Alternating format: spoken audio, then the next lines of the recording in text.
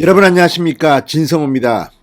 방금 전 문화일보가 이재명 후보의 또 다른 특혜 의혹을 터뜨렸습니다. 그런데 이건 어쩌면 대장동보다도 훨씬 더 쉽고 간단하면서 재벌에 수천억 원의 개발 이익을 줬다는 의혹을 사고 있습니다. 이재명 성남시장 시절 이야기입니다. 2015년 이야기입니다. 지금 공소시효도 아직 남아있을 것 같은데 정말 이재명 후보의 말처럼 있던 죄로 감옥에 가는 것은 아닌지 모르겠습니다. 상당히 충격적인 보도입니다. 문화일보가 방금 전 이재명 성남시장이 두산그룹의 용도 변경을 해가면서 이 민간 재벌 기업에 수천억 원대의 개발 이익을 줬다는 의혹을 제기했습니다. 자, 지금 성남시 정자동에 있는 두산건설 사옥 정말 웅장합니다. 그런데 이걸 용도 변경을 했고 10개월 전만 하더라도 안 된다고 한 걸 갑자기 이렇게 바꾼 이유가 뭘까? 그리고 이재명 성남시장은 당시 이 성남FC의 두산으로부터 수십억 원을 후원받았습니다. 이것도 대가성이 아닌가 의심이 된다고 합니다.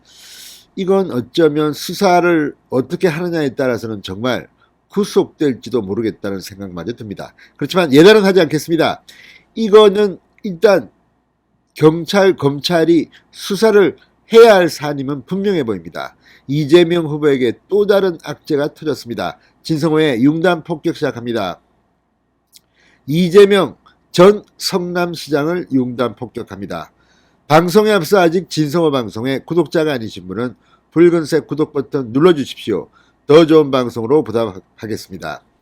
자, 지금 대장동 개발 의혹도 그렇습니다. 이거 뭐 수천억 1조에 달하는 이 엄청난 돈을 민간업자가 챙기도록 했다는 건데, 대장동 설계 의혹의 핵심으로 지금 유동규 전 성남도시개발공사 사장 직무대행 등이 구속돼서 재판을 받고 있지만 책임자인 이재명은 지금 손도 안 대고 있습니다.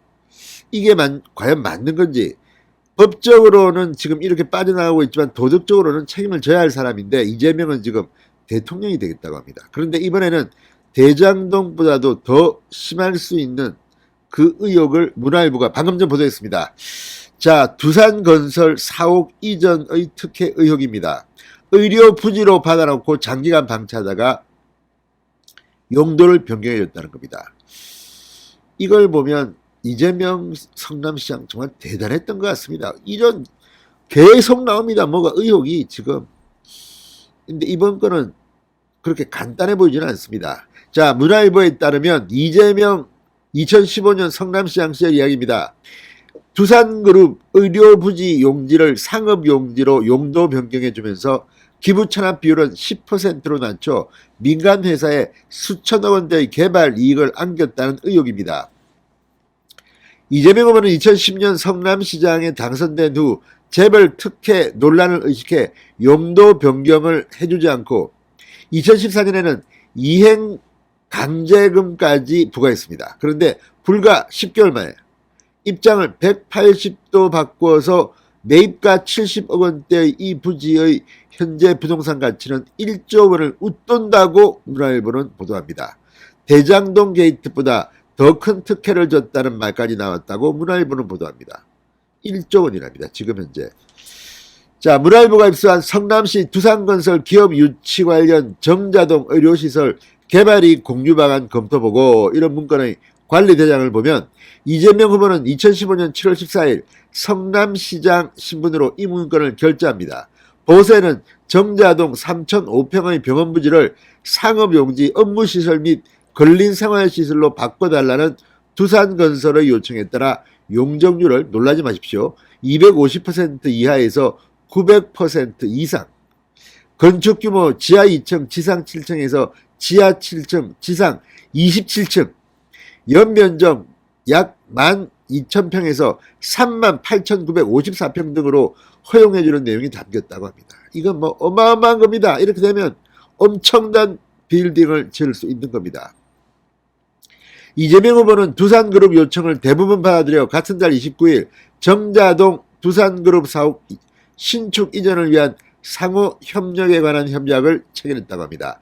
당시 자금난을 겪었던 두산그룹은 이 땅을 담보로 1,300억 원의 대규모 대출을 받아 자금난 숨통도 튀었다고 합니다. 자, 뒤로 무슨 거래가 있었는지는 모르겠습니다. 그러나 냄새가 너무 많이 나지 않습니까? 이건 정말 충격적입니다.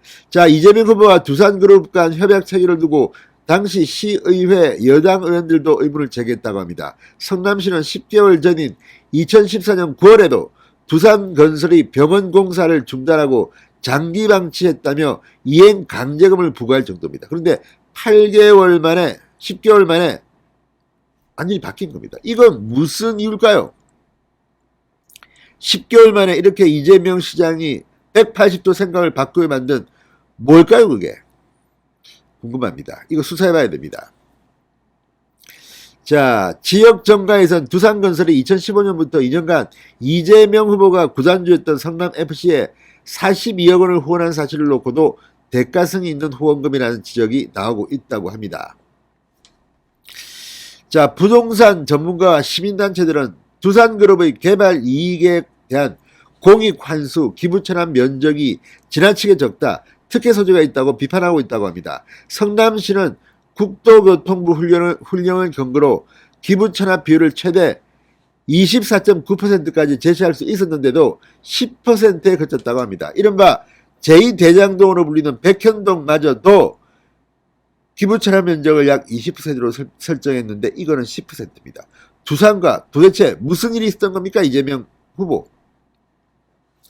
자, 아무튼 이걸 보면 지금 이재명 후보는 뭐 기업 특혜가 아니라 시민 특혜다, 대기업 계열사를 내가 뭐 유치했다, 엄청난 일이다 이렇게 자랑하지만 이걸 보면 이재명은 정말 말이 이렇게 자주 바뀌고 180도 바뀌고 이런 불안한 후보한테 대통령을 맡기도 되는 건지, 다 떠나서 이번 이 두산 특혜 의혹은 바로 수사에 들어가야 될 것 같습니다. 진성호의 융단 폭격이었습니다. 여러분 감사합니다.